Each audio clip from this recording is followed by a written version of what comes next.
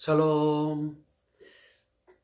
우리 사랑하는 성도들과 함께 이 시간에 주삼교제 가지고 우리 말씀을 묵상하도록 하겠습니다. 오늘 2021년 1월 오늘 10일인데 오늘 9일 것 토요일 것 말씀을 묵상하는 시간을 갖도록 하겠습니다.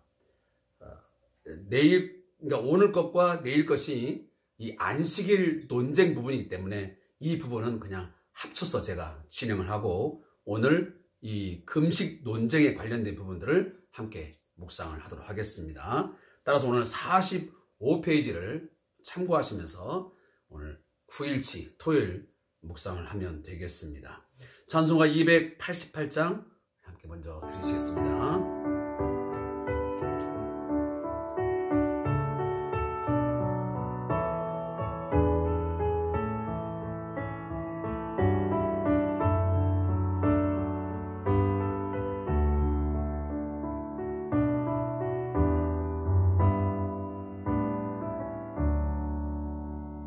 예수를 나의 구주 삼고 성령과 비로소 거듭나니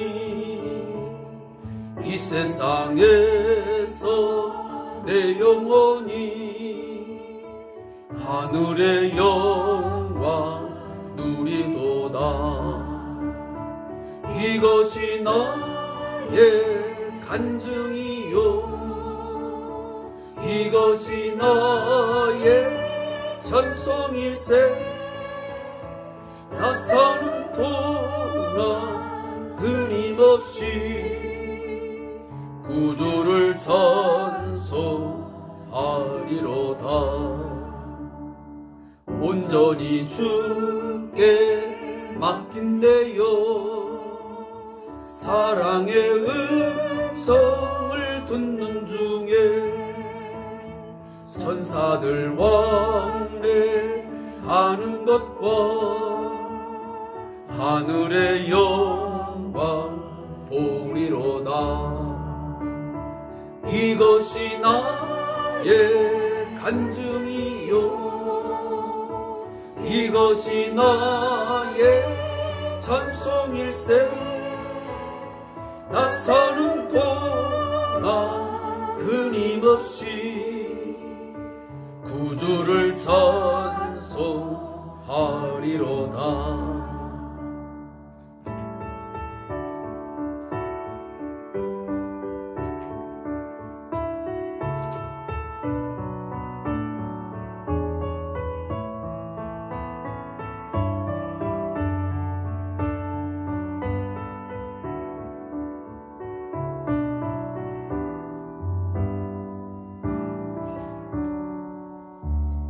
주 안에 기쁨 누림으로 마음의 풍랑이 잔잔하니 세상과 나는 간 곳 없고 구속한 주만 보이도다.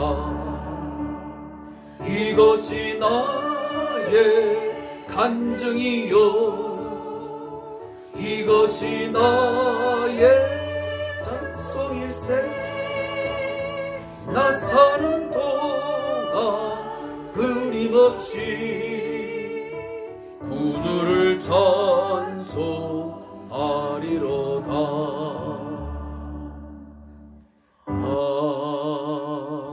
아멘.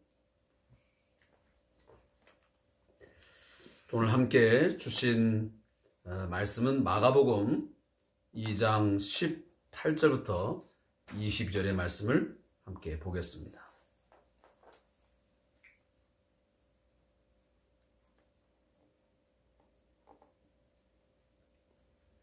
마가복음 2장 18절부터 22절까지의 말씀입니다. 신약성경 56페이지입니다. 자, 함께 말씀을 합독하겠습니다. 시작.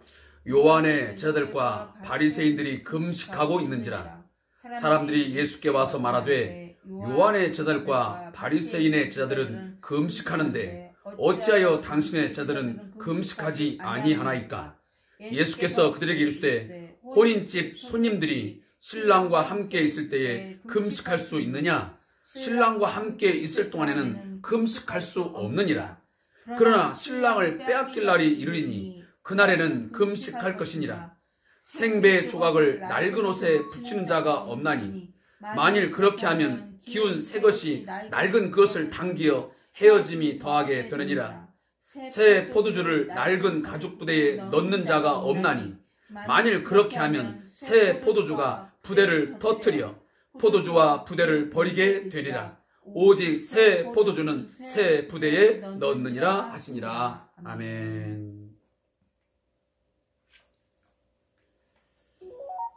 자, 오늘 말씀의 이제 제목은 금식 논쟁입니다. 금식 논쟁.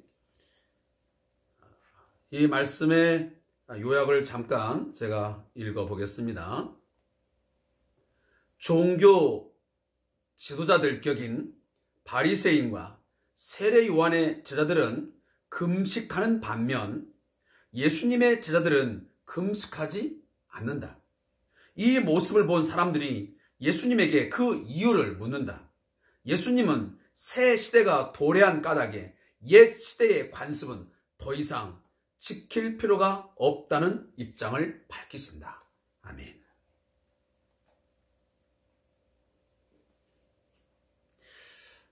사랑하는 성도 여러분, 제가 이 마가복음서를 계속적으로 묵상하면서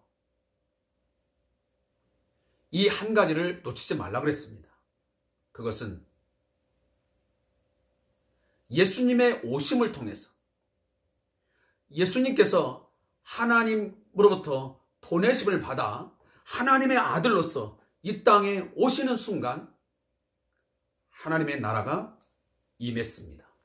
다시 말해 하나님의 왕적 통치가 직접적으로 이루어지기 시작한 것입니다. 그의 가르침을 통해서, 그의 치유사역을 통해서, 그의 하나님 나라의 복음을 선포를 통해서 하나님의 나라가 강력하게 능력 있게 시작된 것입니다.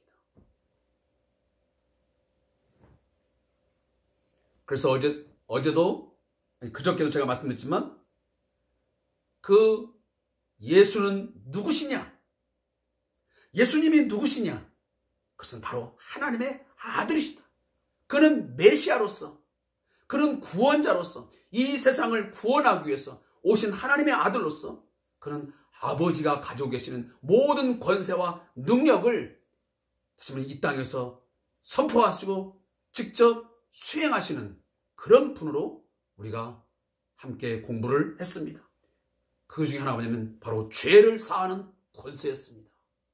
내가 죄 사함을 받았느니라. 이 말씀의 선포를 통해서 예수님은 당시의 유대인들이 오직 하나님만이 하실 수 있다라고 믿었던 그 죄를 사하는 권세가 바로 예수님 자신에게 있다라는 것을 증명하고 싶었던 것입니다. 그래서 일부러 그 중풍병자에게 병의 치유보다는 먼저 죄 사함을 얻었다고, 죄 사함을 얻었다고, 그 죄를 다 씻음 받았다라고 선언을 먼저 하셨던 것입니다. 이게 바로 예수님의 의도적인 사역이었던 것입니다. 또 오늘 본문에 오면 당시의 종교 지도자격이었던 바로 바리새인들과의 이제 만남이 이루어집니다. 어쩌면 앞으로 지속적으로 격한 충돌을, 다시 말하면 갈등을 빚게 될 것입니다. 요한의 제자들과 오늘 바리새인들이 함께 이제 합류를 하게 되고, 이제 그들이 늘상 하고 있던 바로 이 금식이라고 하는 이 종교적인 의식을 가지고 예수님과 의견 충돌을, 하지만 논쟁을 갖게 되는 것이지. 여러분이 알다시피 과거 이 유대교 내에서는 금식이 있었습니다. 특히나 1년에 딱 한 번은 성경에 보면 의무적으로 행하게 했습니다. 그것이 언제냐면 바로 속죄일이었습니다. 연중 단 1회였죠. 그게 바로 출애굽기 20장 10절, 레위기 16장 1절부터 34절에 나와 있는 말씀입니다. 근데 그 당시에 이 속죄일에 이루어지는 금식이라는 것은 바로 참회와 정결의 의미가 있었습니다. 자신이 지은 죄에 대해서 참회하는 고통을 느끼기 위해서 바로 금식을 했던 것입니다. 그리고 정결함을 얻고자 하는 그러한 갈망함이 있었던 것이죠. 또 하나는 구약에 보면 금식이 이루어지는 그런 것들을 우리가 종종 보게 되는데, 그게 중에 하나 보면 바로 국가적인 위기에 닥쳤을 때, 어떤 외세의 침입을 당하여 국가가 큰 국난을 만났을 때 모든 백성들이 모여서, 심지어 그 동물들까지 다 금식하게 하면서 기도하는 것을 우리가 보게 됩니다. 또 애도를 표할 때, 어떤 큰 결단을 할 때에 금식하며 나아갔던 그런 모습도 우리가 보게 되지 않습니까? 그러다가 이제 1세기 전후로 해서 이 바리새인들이 하는 규칙적인 금식이 있었습니다. 그것이 우리 누가복음 18장에도 보면 자신들이 그렇게 바리새인들이 얘기했잖아요. 우리는 1회에 2번씩 우리는 금식합니다. 1회에 2번 양식 바로 월요일과 목요일 날이 시행이 되었던 것이지. 그들은 어떻게 보면 경건의 하나의 그 의식의 하나가 바로 금식이었습니다. 그래서 어떤 헌신을 표현하는 것이죠. 그것은 항상 그들은 규칙적으로 하나의 종교 의식으로 반드시 행해져 왔습니다. 그것이 하나의 전통적인 규례였습니다. 근데 그들은 지금 이렇게 지켜오고 있는데 아마 예수님의 제자들은 금식을 하지 않았던 것 같습니다. 그러니까 사람들이 어느 날 보니 요한의, 다시 말하면 세례 요한의 제자들, 또 바리새인들을 보면 최소한 일주일에 2번씩 금식을 하고 하나님 앞에 그렇게 애통하면서 뭔가 경건의 어떤 모양을 갖는데 왜 예수님의 제자들은 왜 금식을 하지 아니할까? 굉장히 궁금했던 것 같습니다. 근데 궁금한 것이 끝난 것이 아니고 오늘 본문에 보면 어찌하여 당신의 제자들은 금식하지 아니하나이까? 이건 그냥 자연스러운 질문이 아니고요. 이건 힐란조의 질문입니다. 왜 이 사람들은 이렇게 하는데 당신의 제자들은 왜 그것조차도 하지 않느냐라는 힐란조의 질문이 된 것이죠. 그러면서 어떤 그 요한의 제자들과 바리새인들의 어떤 우월성, 그들의 어떤 좀 더 어떤 나은 점, 이런 것들을 이야기하고 싶었던 것입니다. 그러나 사실 사랑하는 성도 여러분, 금식이라고 하는 것은 자발적으로 그들이 뭔가 회개하고 자발적인 헌신을 표현하기 위해서 하시는 것이지, 그것이 어떤 고정화된 어떤 전통적인 의식에 의해서 한다면 그 금식이 무슨 의미가 있겠습니까? 따라서 예수님은 그들에게 이렇게 말합니다. 혼인집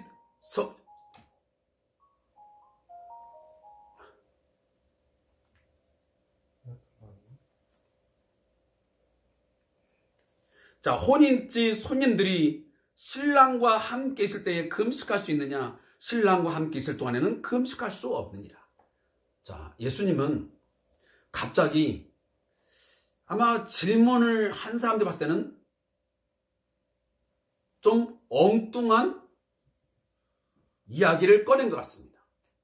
아니, 왜 지금 금식을 하지 않냐고 물어보는데 왜 갑자기 이 혼인잔치, 이 혼인집 이야기를 왜 꺼내는가? 왜 그 카드를 왜 지금 꺼내는가? 이상했을 것입니다. 그러나 이 혼인집 이야기를 꺼내 들므로 예수님은 자신의 사역, 다시 말하면 그 메시아 사역, 메시아 시대를 열어가는 그 예수님의 사역의 어떤 주 목적을 그는 가감없이 말했던 것입니다. 특히 우리가 성경을 보면 예수님께서 이 땅 위에 가지고 오시는 이 하나님의 나라, 이 메시아 시대에, 이 구원자 되시는 이 예수님의 새로운 시대에 어떤 질서, 새로운 모습을 바로 이 혼인집에 많이 비유를 합니다. 왜 그럴까요?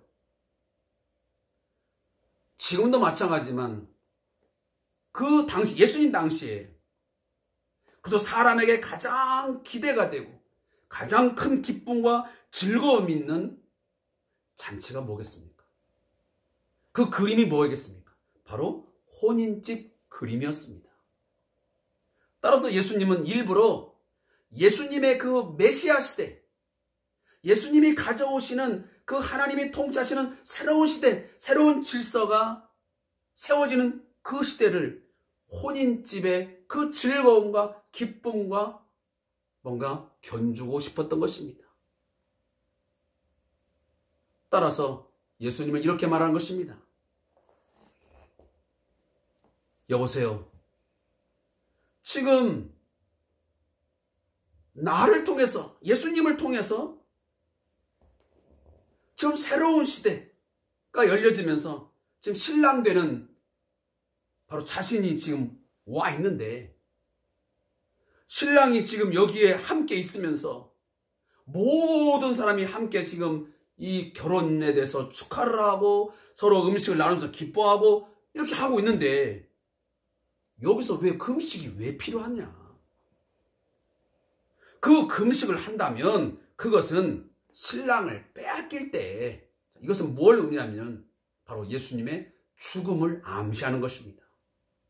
바로 신랑은 예수님이시죠. 그러니까 예수님이 빼앗길라. 예수님이 다시면 죽음에 이르렀을 때에 그때에는 너희가 금식할 것이지만 지금 내가 이 땅에 와서 신랑 되시는 내가 이 땅에 신랑 되는 내가 이 땅에 와서 지금 신부된 너희들과 함께 이 혼인잔치가 이루어지고 이 혼인잔치의 기쁨과 즐거움에 지금 파티가 이루어졌는데 왜 굳이 그 애통해하며 슬퍼하며 어떤 국가적인 위기에 하는 그러한 이 금식을 할 필요가 있겠느냐 라고 하면서 금식에 대한 지금 상황에서의 불필요함을 역설적으로 말씀하고 있는 것입니다.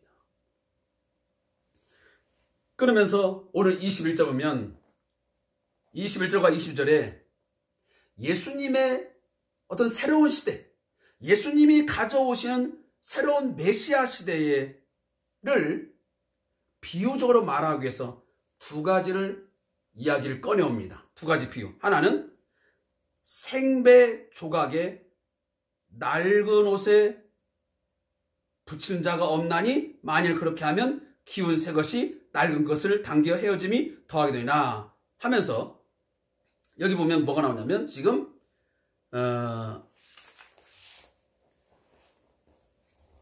낡은 옷에 헤어진 곳을 깁기 위해서 새 천을 대는 그런 행위들을 지금 말을 하고 있습니다. 자, 이것은 굉장히 평범한 이야기입니다. 쉽게 이해할 수 있는 이야기입니다. 자, 어떤 사람이 옷이 낡아서 거의 지금 입지 못할 상황이 되었습니다.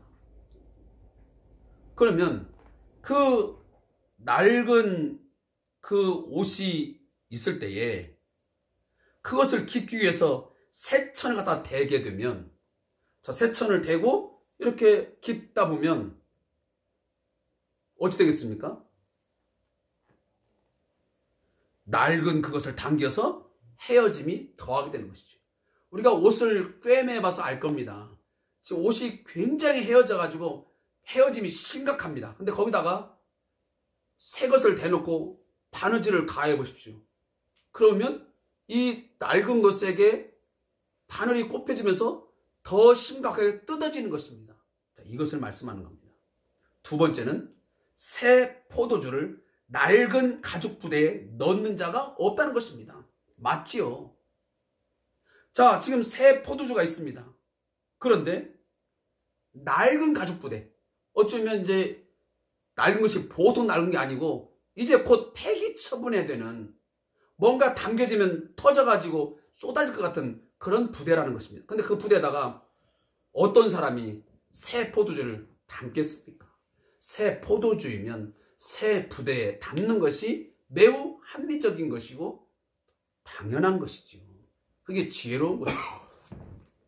자, 예수님은 지금 무슨 얘기하고 있냐면, 여기 나오는 새 것, 그러니까 다시 말하면 새 조각, 새 생배 조각, 그리고 새 포도주는 다 예수님으로 말미암아 도래하는 바로 새로운 시대,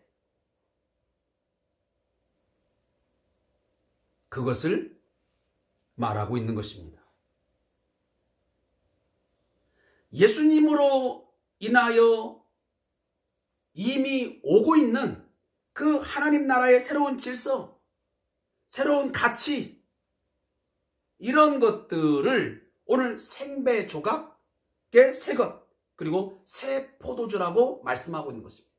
그리고 그 뒤에 나온 낡은 가죽 부대, 낡은 옷, 이것은 전부 다 바로 유대교를 의미하는 겁니다.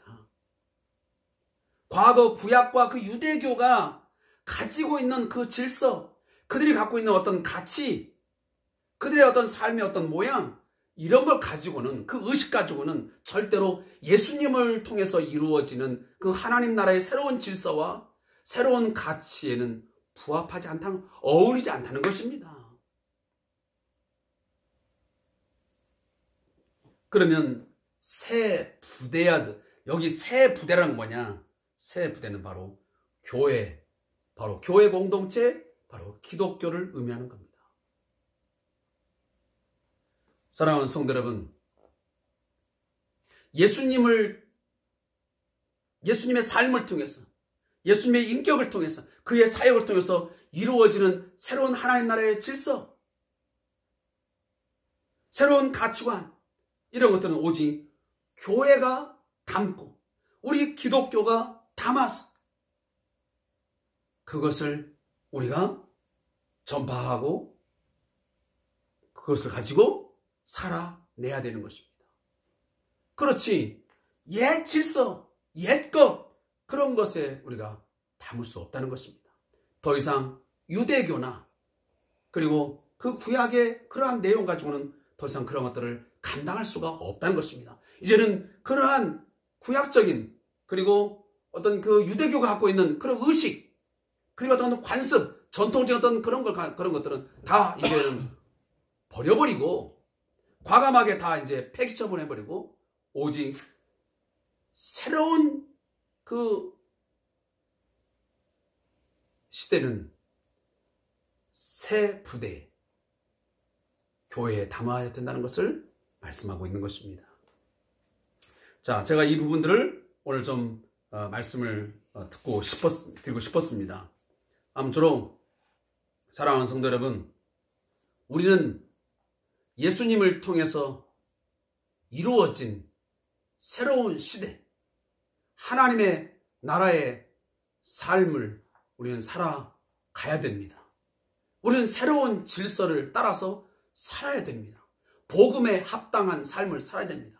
복음이 가지는 그 가치, 복음이 우리에게 가르치는 그 삶의 질서를 우리는 가장 중시 여기고 그것을 따라 살아가야 됩니다. 이것이 바로 새 포도주를 새 부대에 담는 바로 그 삶인 것입니다. 더 이상 과거에 얽매이지 말고 새로운 삶을, 우리가 새로운 가치와 새로운 문화를 우리가 만들어가면서 우리 기독교적인 삶을 살아갔으면 감사하겠습니다. 자, 우리 저자의 묵상을 읽고 제가 말씀 맺겠습니다. 본문은 하나님 나라를 살아가는 사람이라면 옛 시대의 관습보다는 그 나라를 도래하게 한 예수님의 사역을 기초로 하는 의식에 초점을 맞춰야 한다고 말한다. 오늘날 교회에 행해지고 있는 모든 행사와 관습은 그리스도께서 이루신 구원에 기초해야 한다. 교회가 세상에 살고 있기에 시대의 가치에 영향을 받는 것은 불가피하다. 하지만 시대의 가치가 교회의 본질적인 내용을 결정하도록 용인해서는 안 된다. 예배의 형식과 행사, 심지어 예배당 구조가 혹시 시대의 가치와 흐름을 반영하고 있다면 그리스도의 사역과 가치에 따라 반드시 재정립되어야 한다. 교회는 하나님 나라의 거점이 되는 역할을 해야 하는 곳이기에 교회에서 일어나는 모든 일은 이미 도래했고 또 앞으로 도래할 하나님의 나라를 보여주는 방향에 맞추어야 한다. 이런 점에서 만일 오늘날의 교회를 보며 하나님 나라가 떠올려지지 않고 우리 시대의 가치와 문화가 상기된다면 그 교회는 정화의 대상이 될 수밖에 없다. 하나님 아버지, 우리의 삶의 방식과 습관 그리고 교회의 전통과 관습이 오직 예수 그리스도와 그가 가져오신 하나님 나라의 가치에만 맞춰 이루어지게 하소서. 아멘. 좀 제가 매끄럽게 내용을 읽지를 못했습니다. 자, 우리가 정리하자 한다면 우리는 예수님을 통하여 예수님의 가르침, 예수님의 그의 사역을 통하여 이루어지는 모든 새로운 질서, 새로운 삶의 어떤 라이프 스타일, 어떤 삶의 목적 이런 것도 우리가 부여받았습니다. 이러는 새 질서, 새로운 시대에 우리는 들어와 있는 자들입니다. 새로운 공동체에 들어와 있습니다. 우리는 하나님께서 만드신 새로운 공동체, 교회 공동체 안에 우리는 이미 들어와 있습니다. 그 교회는 세상의 가치와 문화의 편성에 따라가면 안 되는 것입니다. 그것은 바로 그 낡은 옷에다가 새 천을 대고 깁는 것과 똑같은 것입니다. 어리석은 짓입니다. 또 하나, 새 포도주를 낡은 부대에 담으려고 하는 그런 어리석은 행위를 또 반복하는 것입니다.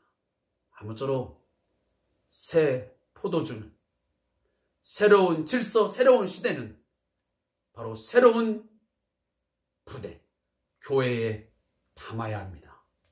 새 부대를 담아서 예수님의 삶을 담아서 예수님의 가치를 담아서 예수님의 새로운 삶의 질서를 담아서 우리 교회는 그렇게 살아가야만 됩니다. 기도하겠습니다. 하나님 아버지, 교회는 세상의 한복판에 놓여졌습니다. 교회는 하나님께서 이 세상의 중심에 우리를 부르시어 놓으셨습니다. 어떤 역할을 감당하라고. 예수님을 통하여 이 땅에 가져오신 그 하나님의 나라, 새로운 질서, 새로운 문화를 이 교회를 통해서 이루시라고 주님은 우리 교회를 준비하셨고 그 교회를 안에 새 포도주, 예수님의 삶과 인격과 새로운 질서를 이곳에 담았습니다. 주님, 새 포도주를 담은 새 가죽 부대처럼 저희 교회가 이 세상 속에서 살아갈 수 있게 해 주옵소서. 예수님의 이름으로 기도합니다. 아멘. 오늘도 함께 말씀에 묵상해 주시고 함께 고민해 주신 여러분에게 감사의 말씀을 드립니다. 고맙습니다.